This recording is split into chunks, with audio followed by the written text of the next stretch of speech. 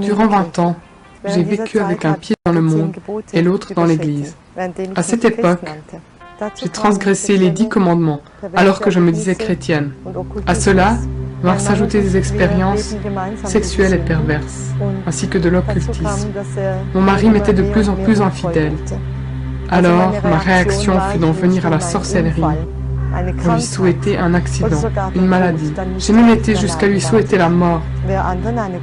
Qui sème le vent récolte la tempête.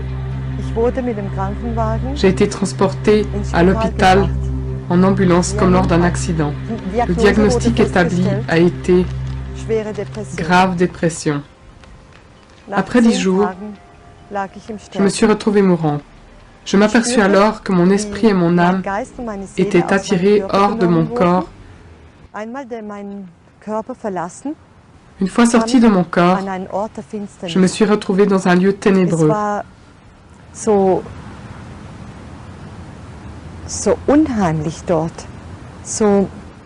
C'était si affreux, si sombre.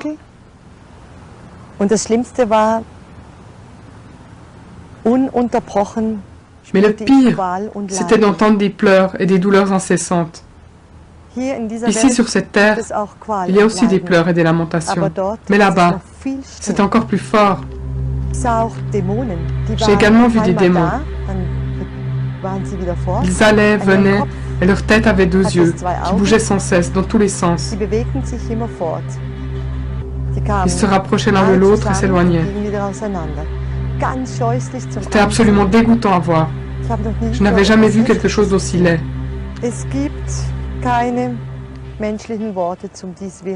Il n'existe aucun mot humain pour décrire cet endroit horrible.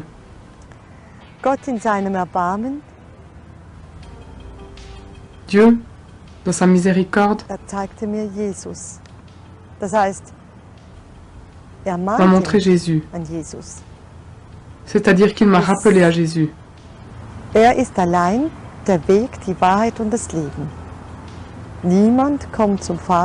Lui seul est le chemin, la vérité et la vie. Nul ne vient au Père que par lui.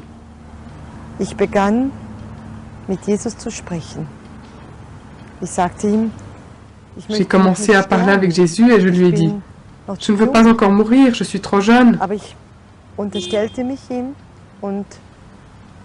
Alors je me suis mise sous sa protection et je lui ai dit, « Que ta volonté soit faite. Prends-moi dans ta main. »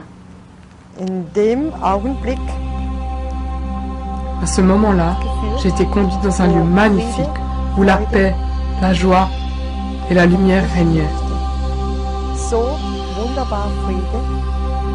Une telle paix si merveilleuse, une si grande joie et une lumière comme il n'y en a pas ici-bas.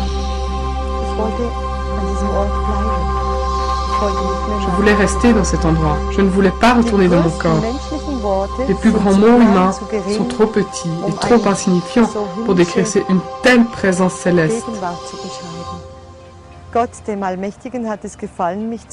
Le Dieu Tout-Puissant a jugé bon de me renvoyer sur terre. Je me suis retrouvée dans ma chambre et je voyais mon corps allongé sur le lit comme une enveloppe vide. Sans effort, je suis revenue dans cette enveloppe. Le tout a duré environ 4 minutes. C'est dans le nord de la France que nous avons rencontré M. Jules Roucou, qui a passé 40 ans à travailler dans les docks du port de Rouen. Né dans les taudis de la rue des Arpents, il a été livré à lui-même dès l'âge de 13 ans. Cet homme est devenu ivrogne, buvant jusqu'à 5 litres de vin par jour, et bagarreur. Il a fait de la prison. Vivant dans la débauche, il traitait sa femme chrétienne comme esclave qu'il battait jusqu'au sang et attachait avec des chaînes, parfois l'obligeant à coucher dehors, en plein hiver. Ce passé, il n'aime pas l'évoquer aujourd'hui. Lors d'un coma prolongé, il s'est trouvé dans un endroit horrible, ressemblant à l'enfer, et dont il parle avec crainte et émotion. Cette expérience l'a conduit plus tard à donner sa vie à Jésus-Christ.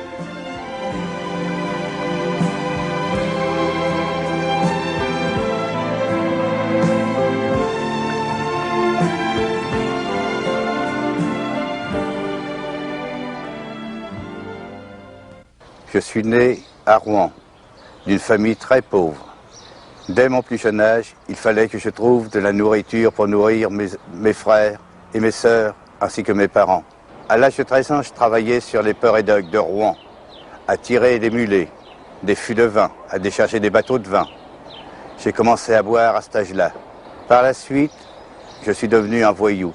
À l'âge de 17 ans, je connaissais les filles de joie. À l'âge de 17 ans et demi, je me suis engagé pour l'armée, dans l'armée française. Quand je suis revenu de l'armée, j'étais plus que méchant. J'étais une crapule, un bagarreur et tout. Une fois mes 27 ans, je me suis marié, j'ai trouvé une épouse. Je me suis marié croyant que ma vie allait changer, mais c'était pareil. J'étais devenu ivrogne, invétéré, je frappais mon épouse.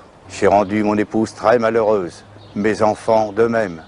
Au début de notre mariage, mon mari m'avait bien caché qu'il buvait, mais je me suis vite aperçue qu'il buvait beaucoup. Et chez nous, c'était la vie d'enfer. Il rentrait le soir, il nous frappait, on couchait même dehors. C'était affreux, enfin. Et puis, il me menaçait toujours de se suicider. Donc, je le croyais pas. Et un jour, eh bien, oui, il l'avait fait. Et nous l'avons laissé comme ça, croyant qu'il nous faisait la comédie comme d'habitude. Mais Dieu, tout d'un coup, m'a montré qu'il n'était pas comme d'habitude. Et quand je l'ai vu, ses yeux étaient ressortis de la tête, son visage gonflé, c'était terrible. Et aussitôt, j'ai appelé mes enfants et on a appelé le SAMU. Le SAMU, pour eux, c'était un homme comme déjà mort. Et ils me l'ont transporté tout de même et il est resté 36 heures dans le coma. Et c'est un peu plus tard, oui, un bon bout de temps plus tard, comme après il est devenu chrétien, bien sûr, qu'il m'a dit qu'il avait vu des choses affreuses pendant son coma. C'était terrible, enfin. Finalement, j'en ai eu marre de cette vie. Ici, dans cette maison, j'ai voulu m'empoisonner, me supprimer. J'ai avalé une poignée de cachets. Je me suis retrouvé dans le coma. J'ai été 36 heures dans ce coma. Et dans ce coma, c'est affreux. Je me suis retrouvé dans l'enfer. J'étais accroché par des démons. C'est affreux. Dans cet enfer, j'étais attaqué par des personnes. Mais des personnes humaines. Mais le visage était affreux. Les mains étaient affreuses. Qui s'avançaient sur moi, qui me harcelaient. C'est affreux de voir des choses comme ça. Je ne souhaite pas à personne de voir des choses comme ça, dans cet enfer. Ça vous harcèle sans arrêt, vous ne pouvez rien faire. Vous ne pouvez pas reculer, vous ne pouvez pas avancer. Ces gens avancent sur vous. Ils sont affreux. Lorsque je me suis réveillé du coma, je me suis retrouvé dans un hôpital. Et dans cet hôpital, il y avait une Bible. Et cette Bible, je l'ai ouverte, sans savoir pour qui et pourquoi. Je n'ai pas porté attention le jour même, mais le lendemain, j'ai ouvert encore cette Bible. Je suis retourné trouver cette Bible. Et là, j'ai trouvé que vraiment, il y avait un Dieu pour nous, les crapules, que ce Dieu était bon. Et qu'aujourd'hui, je peux le remercier si je suis vivant, parce que c'est lui qui m'a sauvé. Tant qu'à l'être humain, tout le monde me tournait la tête. Et aujourd'hui, avec la grâce de Dieu, je peux lui dire merci. Et que ce témoignage puisse servir à bien des gens qui veulent être sauvés, qui trouvent un sauveur, qui peuvent le trouver en Dieu. Parce qu'il n'y a que lui qui peut sauver une âme perdue. Je le remercie de tout cœur.